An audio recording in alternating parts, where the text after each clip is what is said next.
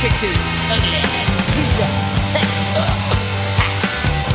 punched a crowbar. Come on, man, get that axe up your head and the wolf this morning I found myself dead and it looked right into my eyes are the lifeless in your gas to the skies. No blood, no bags, no pain. Your world is a clever disguise for your life. Where you think you discovered life is just a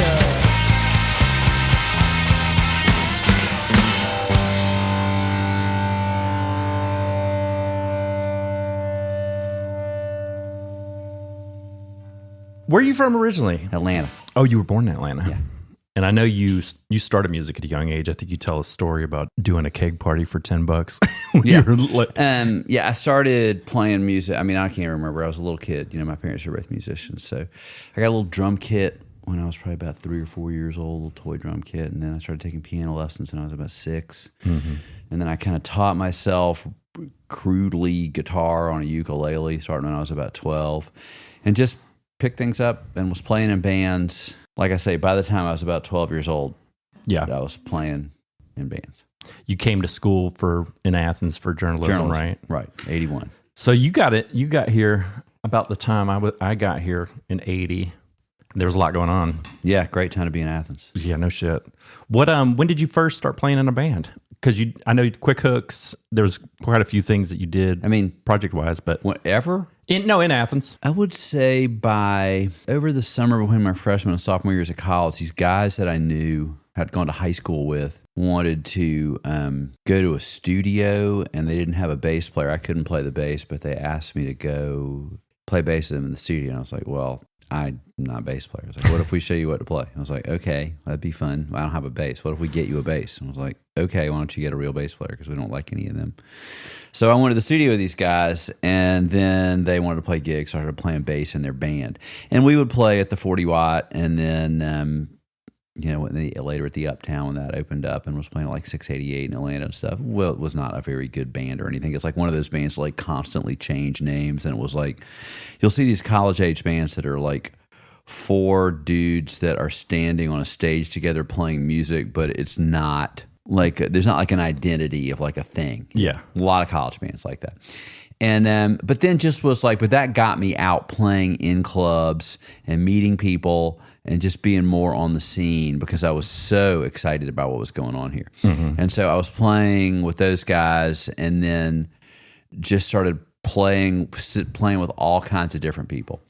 Like, and even though I had been a drummer by trade, I kind of became a bass player, and was the better. I mean, it's a long time ago. Then I made like a career of it. So yeah, that's the better instrument now.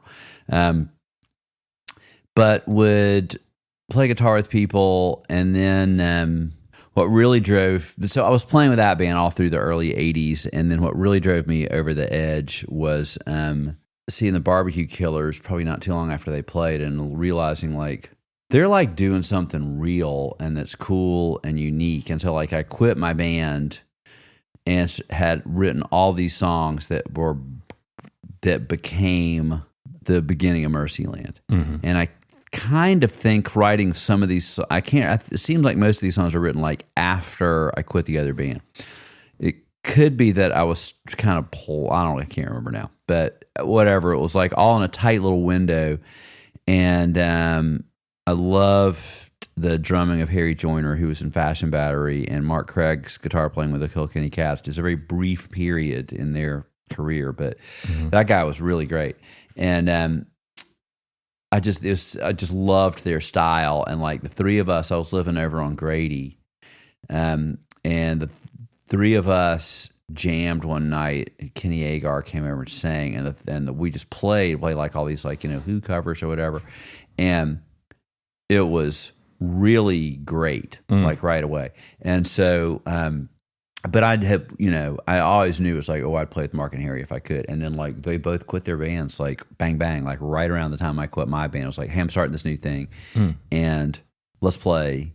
And they were like, well, who's going to be the singer? I was like, I'm going to be the singer. I'm going to do it myself instead of like writing songs that other people sing, which I'd been doing. It's like, I'm doing this. I think it's like, I don't have a conventional great singing voice, but it's like, so that applies to like a lot of people in rock and roll, right?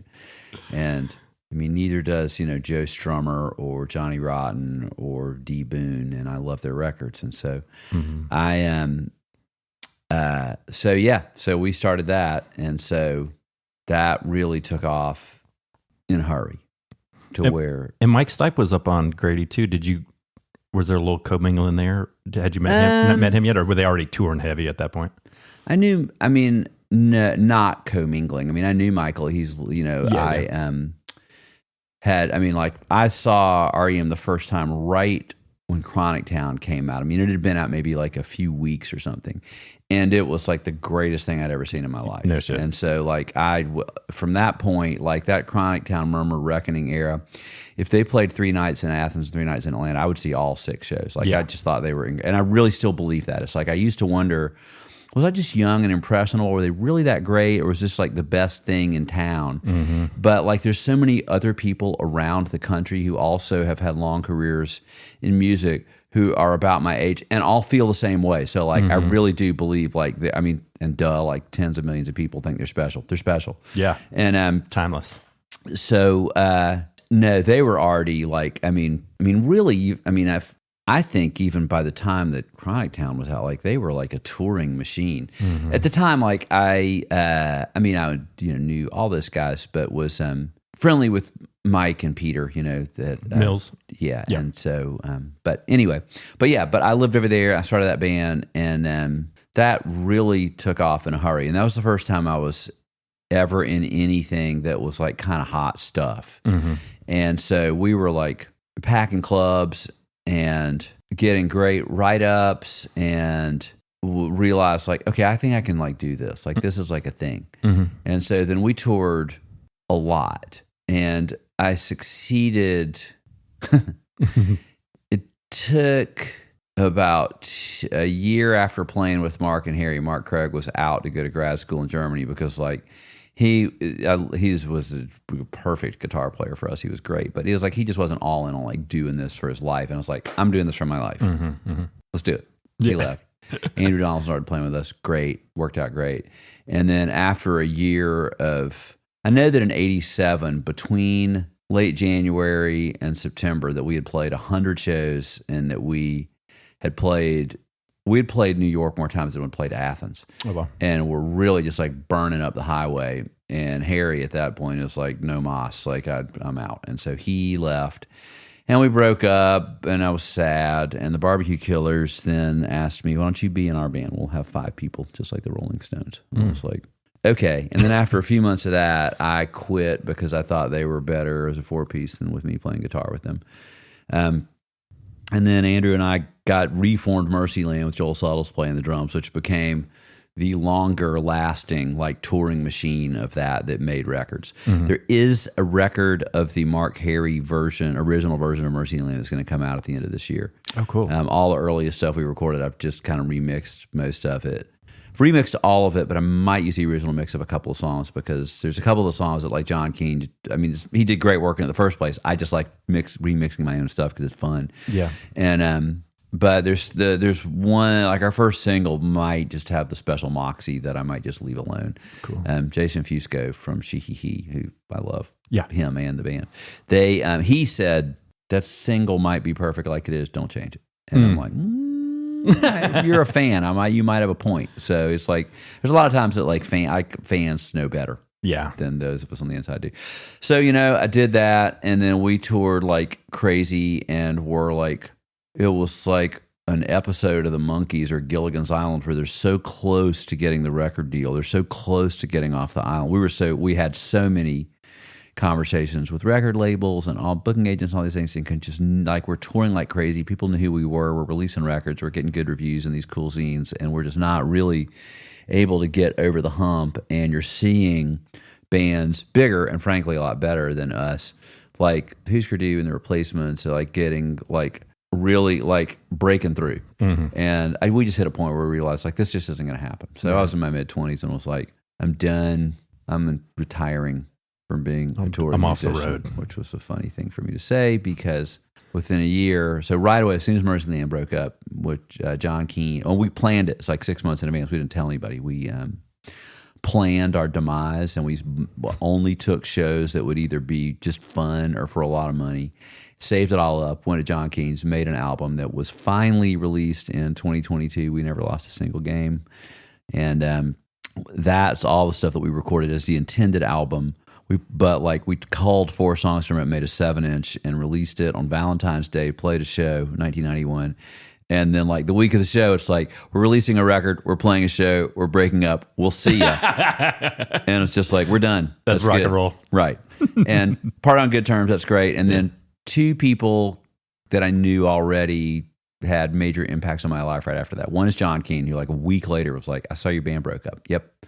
What are you doing? Like driving a delivery truck and feeding 3, soon to be 4 people on like $6 an hour. Why? What do you have in mind? Do you want to learn to be an engineer? Yes. It's because I was always going over to the studio with my 4 tracks, and I was always producing other bands' sessions. Like I'd already worked with like 30 or 40 bands in the studios, but but there's like the technical things I just didn't know, you know. And but there's studios for that, right? And so I was just going with bands to the studios and just learning, and going to tons of different places. And then John said, come over here, intern, and then go to this crash course in Ohio, the recording workshop, which is a great place. Come back here, show me you know what you can do, and you can have a job. Great. So I started doing that. And then right around that time was when Bob Mould asked me if I wanted to be in Sugar with him. So a year after retiring with like no idea of what I was going to do in my life, I was making engineering cool records at John Keane's and then started freelancing other places because people knew that I could do this now. And I was in this much bigger band, Sugar, that was selling hundreds of thousands of CDs and touring all over the world and on the cover of Spin and in Rolling Stone. Damn, I didn't realize that. TV and holy shit. Yeah. And NME, record of the year and like all the holy shit. Yeah. That's amazing. Well, and I was going to ask you about how you met John and how that came to be, but what was so you're late 20s at that point, right? Yeah. What year did you start Chase Transduction? Chase Park started in 97. So in the early 90s, what I was doing was working as a freelance engineer in studios all over the place and touring in Sugar and making records. And by 93, we had 3 babies under the age of 4 at the very beginning. Then Annabelle turned 4, which meant 3 under the age of 5. Still, we had 3 little bitty people in the house. And so I had like a circuit that I worked in Athens. John Keane's was my home base. Tom Lewis's studio, Rocket Sound on Millage, that was a great place. Full Moon down in Watkinsville, still there. Mark Maxwell over on Best Drive. Scott Stuckey had Sound Gallery on Boulevard. Kelly Noonan had Sweet 16 on Linden. Andy Baker had Rock Central over the corner of Willow and Elizabeth.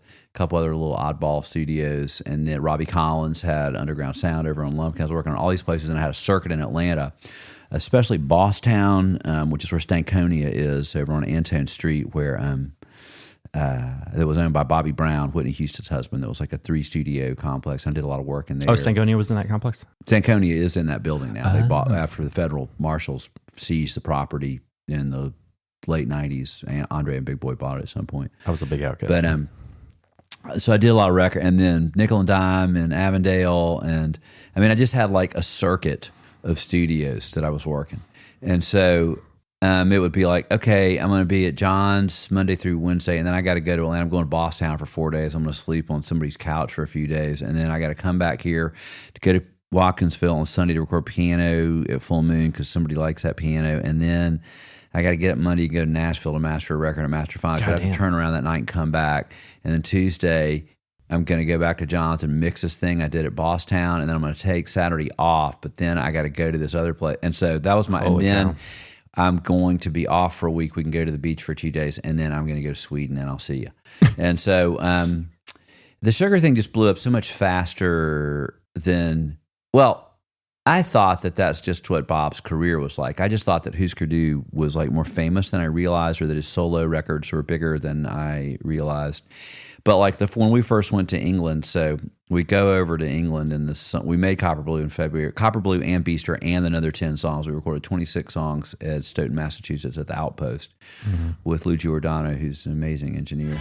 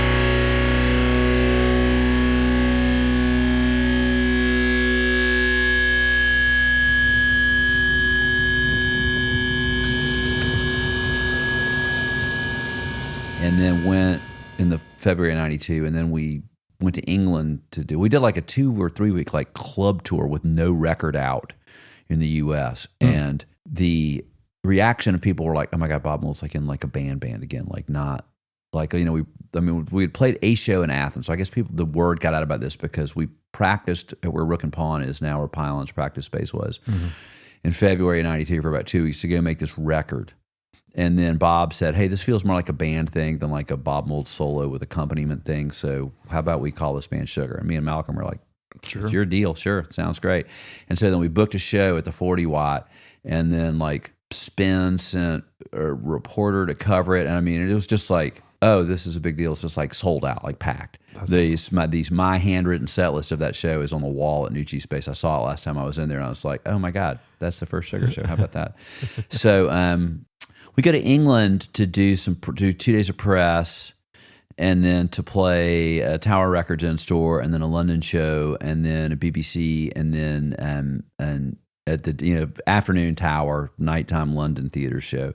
Afternoon BBC, evening university show. And these shows, I mean, there's like, you see this picture of the back of like Rolling Stones around and around where like there's like all these girls on stage and like the cops are dragging people off Mick Jagger's. Like that's what these shows were like. And I just thought, oh, that's just what Bob's career is like. I didn't realize until like recently, like that that was a level above anything he'd ever experienced. So like it just blew up in a hurry. And so that was do the US tour for 3 weeks in clubs, come home, go to England for 4 days, come home for a few weeks, make 3 or 4 more records, go to England for like a 3-week UK tour, home for a week, eastern half US, home for a week, western half of the US, home for Thanksgiving for a week, and then to Europe until like a couple of days before Christmas.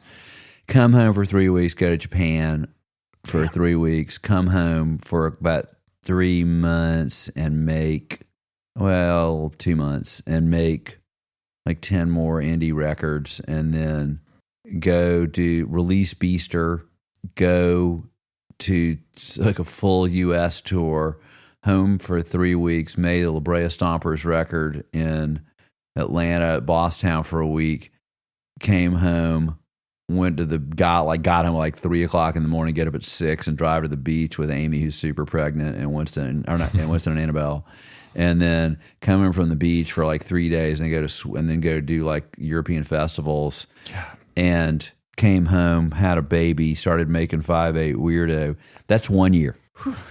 That's incredible. That's but like all this time, like freelancing while I was doing this is like incredible, because by the time that we opened Chase Park in 1997, I had worked in like 50 different studios. So I do Sugar until like the middle of 94. I'm realizing like, this is amazing, but like I need to be at home. Right. I got 3 now. I got to be at home. So I told Bob several months in advance, and I was like, whatever you need, I'll do it.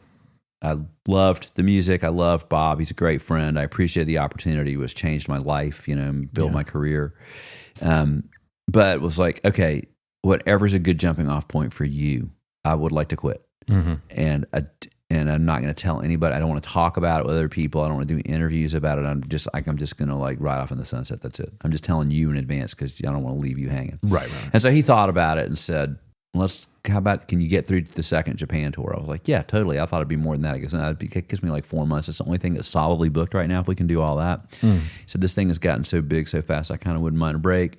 And so we did it, and then and then after the tour was over, just like gradually just like told our friends and stuff. There was never, and then like a year later, I think something Bob announced that like the band had dissolved, but like I'd never, but like I just like, let's just let it go. Yeah. And so his decision, frankly, I told him he should replace me with somebody else, because I was aware it's like, look, if you can sell 300,000 records with a guy that has to go home for a week between every leg of the tour to be in my family, if you had somebody that's more of a road dog, you could sell 1 million records, man. You should do this. You should be like the star, because the songs are great, Yeah. And so anyway, so I did that, and then I'm still like freelancing like crazy. I'm starting to think about building a studio, because like all the travel is really wearing me down, and just I'm not home enough. And so I was having trouble finding a place, and I was on the phone with my friend Andy Baker, who was a great engineer. I used to work out of his studio, and just had this. And he and Andy Lamaster were looking for a place together, and I had this idea. I was like, "Hey, what if you made money when I worked?" I was like, "That'd be great." How that exists, and I was like, "What if we open a studio together?" He goes, "Would there be time?" I was like, "Man, you don't work 168 hours a week. I mean, that's how many there are in a week, so." It's like, I really think there's enough work to go around. It's temporarily. So let's just see if we can find someplace as a temporary space. And he was already working with Andy Lamaster. He goes, Andy's got to be in. And Andy Baker was somebody that I just thought so highly of. I knew Andy Lamaster, but not very well at the time. He's a lot younger than me. But when he was so sold on him, I was like, that's all I need. He's a partner. He's in. Good. So we found this place, and been 97, and then laid out the plans. I drew the plans on a piece of notebook paper and laid a piece of masking tape out on the floor where the walls were supposed to be. Nice. We had an amazing carpenter, Pete Sackett. And Andy had done a lot of studying on studio design. And I had worked in literally 50 different studios. And I grew up going to studios with my parents. And so what I had unwittingly been doing between working for John Keane, freelancing, going to the recording workshop, hanging out in studios with my parents when I was a kid, so I had amassed all this knowledge about studios and gear and room design and business practices and just all kinds of things. And so we built this place, and then opened in May 97, and were booked to catch up with everybody's backlogged work.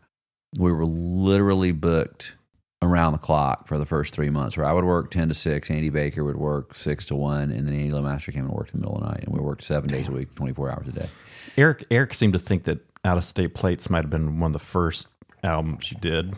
Yeah, that's for first summer. The first thing that was recorded here, I think, because I was making a Sunvolt record in their practice space in Millstadt, Illinois at the time, White Swing Tremolo, and the Fountains. Andy Lamaster and Robbie Easterday did this record by this local band, the Fountains, and then I came back here and mixed it with them, and that was the first thing that was done in here that right away. But then that first summer, there was so much stuff. But my 2 projects I did that summer were Bloodkin Out of State Plates and Harvey Milk, The Pleaser.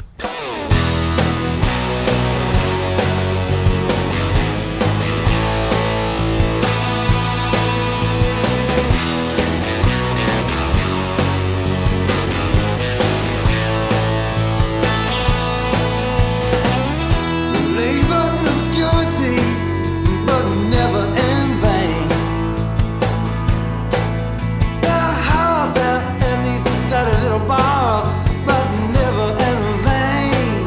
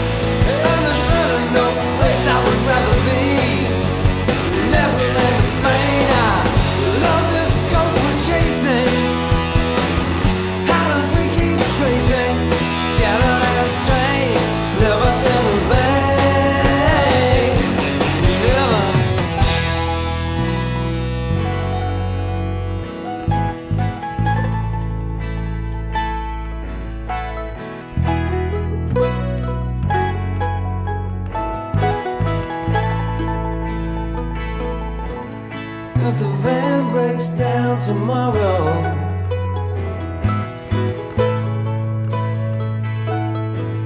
If the van breaks down tomorrow.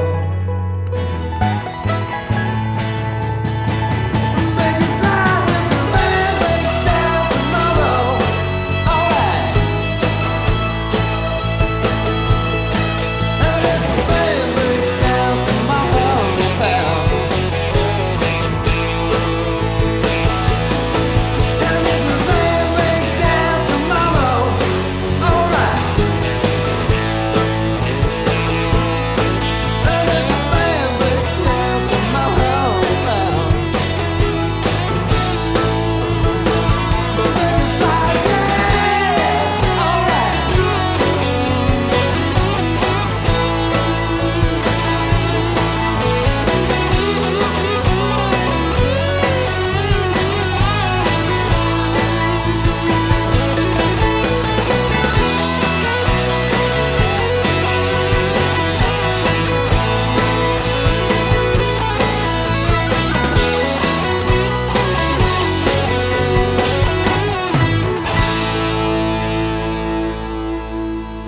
Yeah, two great ones. Yeah. So yeah, and then there's so much good, and then after that point, we're just like going because everybody realized like those guys are cool. That place seems kind of awesome.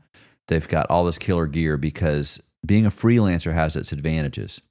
Here's what you don't need if you're a freelancer: any equipment. Right. You don't have rent. You don't pay insurance. You don't have a phone because there weren't cell phones. You don't have anything. You don't have a power bill. You don't need chairs or patch cables. None of it. All you do is work and learn and make money. But then I was buying I'd go on a sugar tour and come home and buy like a great tube mic, one great ribbon mic, 2 Neve mic pre's. Like, so what I was building was an arsenal of only A-list stuff because most people, when they build a studio, it's like, oh, we're going to get all this cool gear. And it's like, hey, you know what you're going to buy? You're going to pay for construction and buy like chairs, and you need a coffee maker and some lamps and just a bunch of stuff you didn't think about. Right. And cables and power strips. And the next thing you know, it's like, oh man, Yeah. I have to buy a bunch of cheap crap because I didn't think about like buying all this stuff that human beings have to like exist. Yeah. So, And if you're recording sound, you got to have good shit. right. And so but I had amassed this like arsenal of like A-list gear. Right. That I still have, all of it. So when we opened our studio, it's like Andy Baker had the basic stuff from his studio, as did LeMaster. Andy had a cool little Trident board, and so I was like, let's buy a 2-inch 16 track. We'll buy the, all the patch cables and stuff we need to build a studio. But like we had some killer stuff to start with, not a lot, but from the very beginning, my thing was always buy and hold. Only buy the best stuff. Buy it one piece at a time, have less, invest in quality. And if you do that every single time, if you only buy stuff you don't have to sell or that doesn't break or go out of style, you just amass this arsenal of equipment, which is how we have 2 studios full of killer gear here, is because I just did it one piece at a time. And I'm also like a minimalist of recording style anyway, because I learned to do this on 4-track cassette recorders in the 80s. So I typically use less microphones than most people. I mean, we have 50 or 100 microphones over here now. I don't know a bunch, but you can go with less on the high quality stuff. And so just but it was I didn't plan it like that. I just liked owning this cool stuff. So when I freelanced, it's like, oh yeah, I need a pair of Cole's ribbon mics. I love those. I need a couple of Neve mic pre's. Well, we bought those through the Sunvault record. Jay Farrar and I went in on them, and then I bought his 2 from him when we graduated, when we finished mixing the record, graduated from making the record. But well, I think you just answered one of my questions that I had for you. So there you go. That was a long answer. That's a great answer. Yeah. I was going to ask you, I mean, what you felt. I think I know the answer to this. What ingratiated musicians to you? And I think you just said it, is your attention to quality. Eric said you're a great musician, and I look at interviews that people have done. It's probably a little strong, but sure, I'll take it. Well, I mean, I'm a good musician. He said you're a member of the band. Patterson says you're a member of the band. Yeah. I mean, obviously. Yeah. It's I'm a member of a lot of bands that I'm not a member of. I'm every musician has their strengths and their weaknesses. We all do. I'm not like chops guy. Like there's been times I get on stage with somebody and I've got to tell them, if you ask me to play a guitar solo, I swear to God, I will burn your house down. I'm not that. But I've got good feel. I've got good musical instincts. I've got a good sense of melody and harmony, natural feel for rhythm. I can fit in with things. I hear how things fit together, which is helpful if you're mixing records, right? So yeah, I'm the child of two musicians. I am the grandchild of a professional musician. Wow. It's I got the genes for that, fortunately, thankfully. And and the other thing is like I like hanging out in studios, and it's like if you're going to do this job, there's basically like three things you got to have. Basically, you got to have the skills, which are a marriage of musical and technical, right? Mm-hmm. You've got to be able to get your own business, and you've got to be a good hang in the studio, right? Somebody that other people like to work with, If you can get all those, if you've got the soft skills with people and you can get work and you can do the work, you're good. Because there's people that don't have all three. Like there's people I know that are incredible musicians or incredible technical engineers, but they don't have the bedside manner to work with rock bands, Right. Or people who are cool guy astonishingly manages to get work. I mean, frankly, because there's everybody on earth can buy Pro Tools and you can read a book about how to use microphones, that you could make a case that actually being good at the job is probably, the skills might be less important than the other two because you can find somebody else to work for you to do this, I guess. But the point is, like, I know people who they're great hang, but like if you really ask them to like run a session technically, they're what other engineers refer to as an F12 guy. F12 is the single hot button command to make Pro Tools record. Which is like there's people that are like, oh, they know how to push the button, but they don't know how to do anything else. So yeah, but that's just it. Is that it's like you got to kind of have it all. You got to be tuned into the vibe. Like when I come in here in the mornings before. Like I can remember a couple of people that, like John Key, when I was interning with him or doing sessions over there, he was like, you're here so early every day. I was like, yeah, it's like I want everybody to feel like a star when they walk in this place. You want the AC right and the lights vibed out and everything ready to go. I mean, today you coming in here, I was like, this place is torn asunder because I'm got a few days right now to fix some stuff and get myself set up I'm going to do a bunch of records starting here in a few days. So excellent. I'm like in like prep mode right now. But in general, but when these guys walk in here Thursday morning to do their session, as soon as they walk in here, they're going to know that they're someplace different. Yep. That it's like, because studios now have changed, right? There's places like Chase Park that are a place where you could have like a whole band in here playing live at the same time. Right. And there's a lot of options of equipment and amps and keyboards. And, I've got 4 pianos here. I've got like 30 vintage tube guitar amps. I've got 3 plate reverbs. I got all these options, right? And the technology is amazing, right? The fact that people can make hit records, Billie Eilish and her brother make these like platinum records that are like, we did this on a computer in like a room. And it's like incredible. Yeah. I'm not dissing it. I'm not looking down at it. It's amazing. It's just different. Yeah. Right. Yeah. The old studio model of you go to a place and somebody else is in service of the musicians, meaning like me, like I'm in service of the art and the musicians, is a shrinking model, right? It used to be in Atlanta when I was a freelancer, Triclops, Neve Board, Huge Room, Hole, Smashing Pumpkins, all kinds of huge acts recorded there. Master Sound in downtown Atlanta from 58 to 69 over at the North Druid Hills train station where that is now, and then downtown 69 to about 1990. Prince worked in there. Damn. They had like 4 or 5 control rooms in that place. It was huge. It's amazing. Studio One in Doraville, where Skinner Dental Rhythm Section recorded Rodney Mills' studio. Purple Dragon, Elton John did records in there. Bosstown, which I mentioned earlier. All the huge R&B studios, DARP, Crosstown. I mean, I'm leaving some out even here, but what I'm saying is there was tons of large tracking spaces in Atlanta. Wow. And Southern Tracks, how could I forget that? Brendan O'Brien, who did Pearl Jam and Rage Against the Machine and Neil Young and Bob Dylan and just like a million things down there on Claremont Road, right? But like all those places are essentially gone.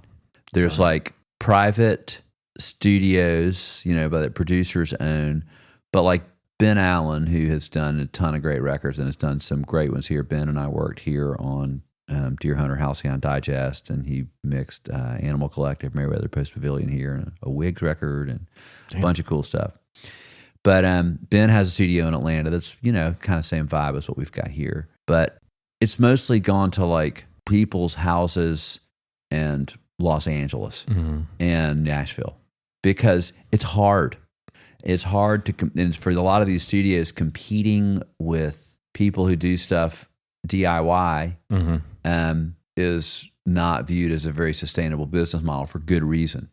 And so they're just kind of going away. But I love those studios. I love the multi-room studio like we have here. I love working in them. I've always loved the creative cross-pollination that happens when you have two different artists working in a complex at the same time. That's neat. So we've astonishingly been able to hang on to this. And I don't mean hang on, I mean thrive. It's good. But I always tell people, everybody that works here is like, we work for the artists. We are essentially service industry workers of music, which is great. Like, we just embrace that. Because people still like coming here, and I'm aware that there's a lot of options, and you can just buy Pro Tools and do this in your house. So we have to offer something different than that experience, and that's kind of what we try and do here. Does Henry have the bug? Is he going to be that? Henry Barbe? He's got his own studio. Does he really? Yeah. Oh, no shit. Yeah. My sister went to school with Drew. Oh, really? Yeah, she at Indiana or Oconee? Oconee. Oh. Yeah. Henry works over here sometimes. He'll mix over here because, but he has just done both Pinkstone's albums at his house. Okay. He's got an incredible studio out there with like an amazing instrument collection and a bunch of analog gear. What does it mean? And I ask you this genuinely. What does it mean to remaster an album? Well, just your basic stages are recording, mixing, and mastering, and it's like mastering is essentially preparing the master copy from which the older can be manufactured. Right. Oh, got it. Okay. Mastering a long time ago was you take your mix and you cut it on a lacquer, and then it became, hey, could you also EQ that a little bit while you're clean it up, or and then it became, hey, we're going to take our mixes and we're going to take the mastering engineer and let them sweeten up the sound a bit and sequence it. And now, of course, it is entering the metadata. When you pop a CD in your car, it comes up on streaming, and you see that it says. Krungbin and the name of the song and the name of the album and how long it is and the picture. It's like all that stuff's embedded at mastering. The ISRC that is the numeric identifier that routes the payment properly. So all that stuff is done at mastering. So remastering of old records is we've got the original mixes and we're going to remaster because mastering technology has really improved over time. Sometimes remasters of old records are garbage. They're too compressed, they're too bright, they're too loud, and they just are fatiguing to listen to. Other times you hear a remaster and it's like, man, it's like they just took a gauze off of this thing. It's clear and deep and amazing. I got that new Good Luck Charm, and I can't say that I have. Oh, that's been totally remixed. No, Good Luck Charm was only remastered because we don't have the original mixes. But sounds good. Thank you. Yeah. All I did is put everybody together on that one. That's a Johnny Sandlin production, and then Jason Neesmith here remastered it. Out of State Plates, I remixed that during COVID because I loved the record, and I was like, I need something to do. You're taking the original tracks and putting those the back original together. multi-tracks, and then remixing the Forgive album. me, I don't know the language. Because I just know those songs so well now. Right. It's just like remixing Southern Rock Opera or Decoration Day, which I just finished like a few weeks ago.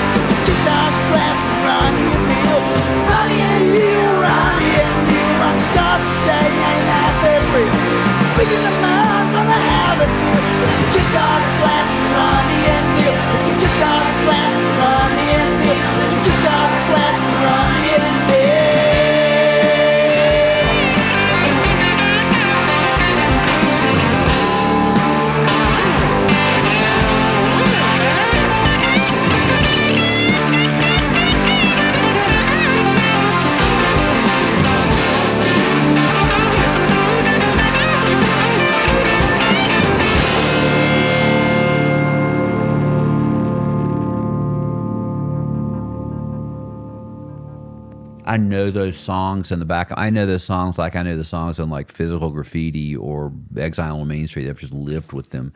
And so it's like, let's give the fans something new. In the case of Out of State Plates, it's like, I'm 25 years better at not then, 20 years better at the job. Right.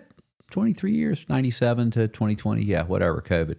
And I just want to do it and I need something to do. And the world's closed right now. Let's just do this. Right. And so I did it. And Danny and Eric right away are both like, we don't even know what you're doing, but that's sounds great. And it was like, awesome.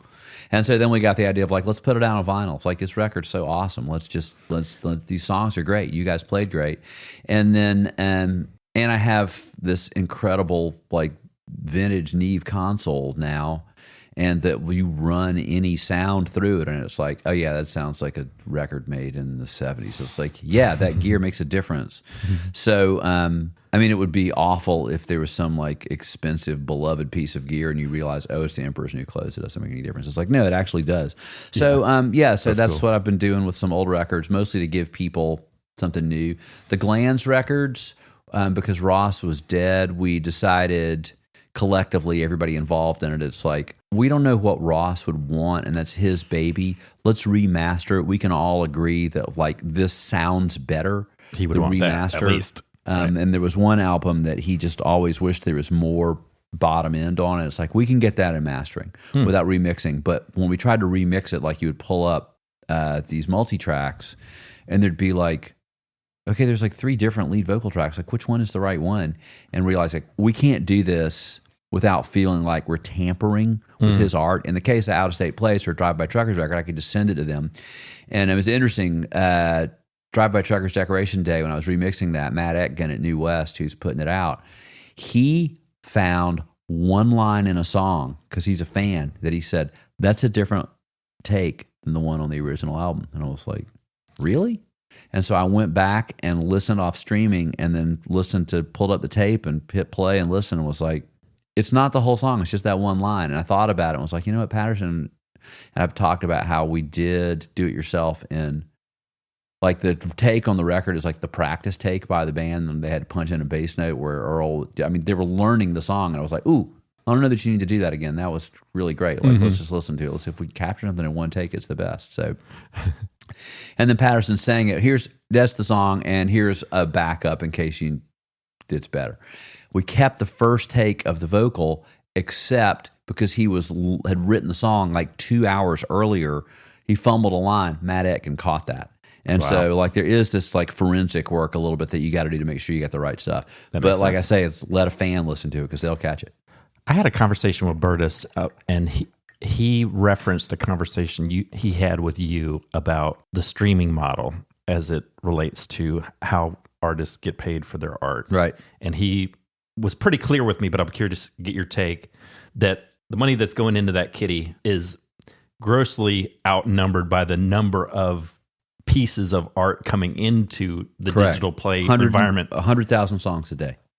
How do artists make, I mean, touring, obviously, merch, obviously, but is it worth it for artists to put out stuff like that anymore? Or is it thought of more as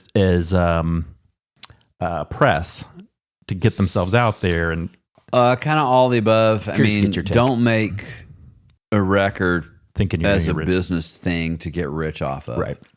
I mean, if you want to get rich off something, build an ugly apartment building in downtown Athens for college students. No shit.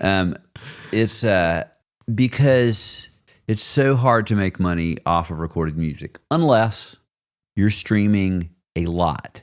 Right. You know, it is if you're Drake, Taylor Swift, Kendrick, you know, Imagine Dragons, whatever. Post Malone. Right. You're making money. Right. Everybody else, it's extremely difficult because the per stream payment is so low. Mm-hmm. And there's like a few issues with that. It's like the streaming services need to pay out more money. It's like they're only recently has Spotify become profitable. They pay 70% of their subscription revenues out into the pool of money that gets paid to rights holders. It just gets split up so many ways, and there's so many streams. And Like I'm the worst customer Apple Music has because I listen to music all the time. Me too. So for my $11, it's like what they need, frankly, is to promote this thing to more people and get people that don't care about music that much, like a gym membership. Gyms make money off people that pay the monthly and don't go, right? Spotify needs people that aren't actual music fans to buy an app, Apple Music, Amazon, all of it. So the thing of like they need to pay more out. It's like there's only two ways to pay more out, and that's for more to come in. The only way that more money comes in is to get a lot more subscribers and to raise the monthly price. And I've asked my students at UGA, okay, who's in for 15? It's 15 or it doesn't exist. Who pays 15? Everybody raise hand goes up. What about 18? Who's in at 18? $17.99 a month. You're out of college, you got a job. Come on, you can still get your student price for $5, but you're out of college. Who's in at 18? About everybody's in at 18. When you cross over $20 right now, people are, I don't know, maybe $20 they'll do it. So 10 was too cheap. We are at 11 now, I think, for most of them. And they are, and you know what? Spotify's profitable now. So, and you'll see these articles that are like, well, the growth has flattened out a little bit. It was like, I know because everybody has it now. So higher monthly costs should exist. And they're all correctly, the labels and the services, really pushing on emerging markets, India, Pakistan, Sub-Saharan Africa, South America, because the United States and Western Europe, it's like you are extremely close to saturation in those territories. So there's that. As to your initial question about how artists make money, because all this is related. So the thing of like, damn, Spotify doesn't pay enough. It's like there are always plenty of people out there that love to complain about things about which they do not have any factual or definitive information based on the actual business model. So they have to pay, they should pay $1 a stream. It's like, okay, right, fine. Go put on your tinfoil hat and do your thing. But for artists, you make music because you love it. You release music because you want its validity. It is part of the greater ecosystem of being an artist because it used to be that your tours promoted your record sales. Right. Now your record promotes your tour. You're back in the T-shirt and ticket business. Streaming is part of it. It is all, you just have to look at it as one thing, and you have to look at it as a long game. That like expenses for PR and radio promotion or promotion to streaming services is just part of an artist's ecosystem. And but it is flipped. It's just changed. Yeah, it's just changed. It's like stuff is different. Yeah, I can't walk up to the corner of Chase and Prince and use a payphone anymore. Right. I can't do that. I can't rent a house in Cobham for $360 a month anymore. That's for damn sure. Nobody's going to sell 1 million physical copies of a vinyl record ever again. Right. I mean, maybe Taylor Swift could. Maybe Adele could. Taylor Swift and Adele Adele, Taylor Swift, and jam bands have like the greatest fans on earth because they buy stuff and they're loyal. That whole like Taylor's version thing, like I couldn't sing you a Taylor Swift song if my life depended on it. But as a human being, as a force in the entertainment business, I love her. I think she's incredible. And she's so smart. And the fact that she's like, you know what I'm going to do? I'm just going to make my own version. And I'm going to tell all of these fans that love me so much to you only stream the Taylor version. They're mean people. Don't do that. People are like, fine. Okay. So, yeah. Well, you touched on this director of music business program at UGA. What do you do there? And as part of that, those roles and responsibilities? I mean, I'm the chief administrator of that program. I design curriculum. I hire faculty. I teach classes. Damn. I mentor students. Yeah, I teach the fall, spring capstone class, and then I can create a class of anything else I want to teach. What does the syllabus look like for that type of course? I'm curious. It is...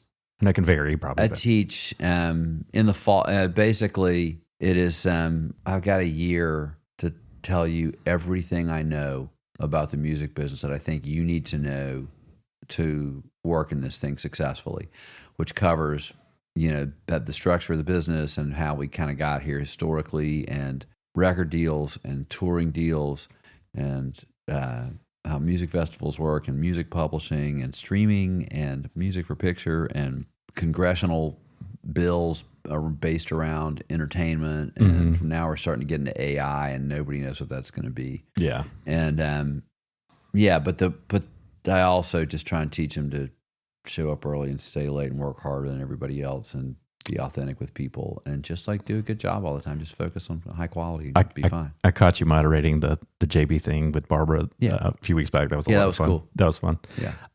It's Mental Health Awareness Month. Yeah. So I didn't want to miss the opportunity to touch on Nuci Space. Yeah. You had a really close relationship with Linda. I didn't know her personally, but I read her book. I was, a lot of takeaways from that book, but I think the thing that really stuck with me was how much she was willing to share about that loss. It was awful. What kind of woman was she? And she's the what greatest did she person in the mean? world. Yeah. Linda Phillips is like the most inspiring person that I think I've ever met in my life. Nuci was great. He was talented. He was smart. He was the funny, self-deprecating guy, and like a kind of brilliant musical talent. Did you do Concac? Yeah. Okay. And I played with him.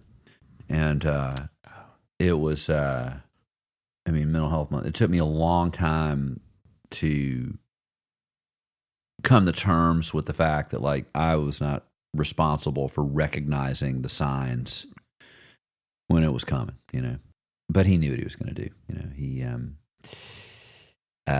in retrospect, but he was great. I loved him, thought the world of him. And Linda, a suicide of a family member, especially one of your children, oh my God, destroys lives and breaks families up. Linda took this awful thing in her life and used it as a platform to improve the lives of others. She is the single most inspiring character I've ever been around in my entire life. I got that impression too, that Nuci saved my life. I got divorced a couple of years ago, and it was the first time in my life, and I'm all about being honest with people. It was one of the first times in my life where I had some thoughts like that. And so I went there to start volunteering. Never really asked for help, but just being in that space was very uplifting for me. So it's an amazing place. And when she told me her idea, and it's like, got to be a place for musicians to go where they could get help. And then I was all about, it's like, I remember I was in my garage on like the phone with like the antenna on it when we're talking about this, and she had the idea, and I was like, the practice spaces are the bait. That's what gets people to come in here, because it's like so cheap. Instead of getting a practice space by the month, there's a limited amount of space. If you've got practice spaces that are set up and you're doing this thing for like $10 an hour or something, that's the bait. That hooks musicians on coming there, and then they see what it's all about. That makes sense. But and now, of course, everybody's there because they just know what it's all about. Yeah. But the initial idea, when she first told me the idea, it went from there. I mean, we met in extremely tragic circumstances, and then built this incredible friendship, and then she built this amazing culture community. Yeah. It's not just a place, Yeah.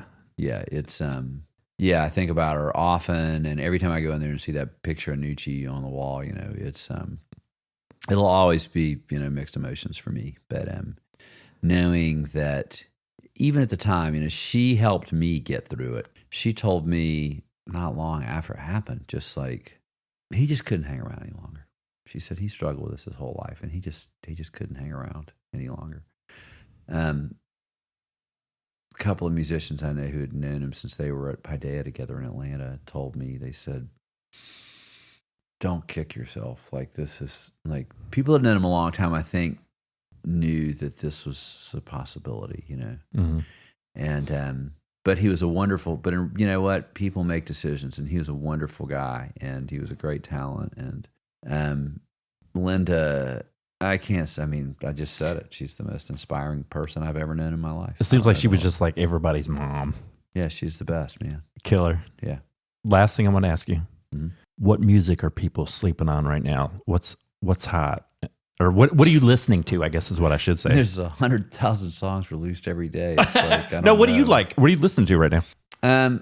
Every day when I drive to the Little League field 3 days a week, I listen to Minutemen, Double Nickels, and the Dime, which is the greatest album of the 80s, in my opinion, and always a great personal inspiration for me. That's like an old thing I've been listening to. Mm-hmm.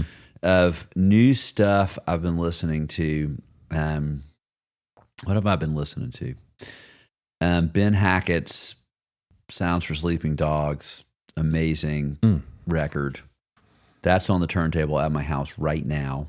Mm-hmm.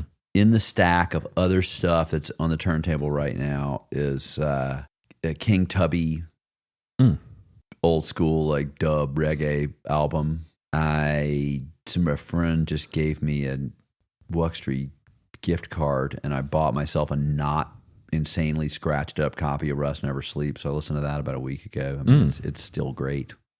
A lot of ambient music, a lot of older jazz, and because I've been rehabbing my knee, an insane amount of like electronic dance music to get my body pumping when I'm doing my stuff. A lot of like hypnotic techno, and then just going out to see bands. You know, it's like I played a show the other night with Pond Girl, Marie, and Mountain of Youth, and it's like all great.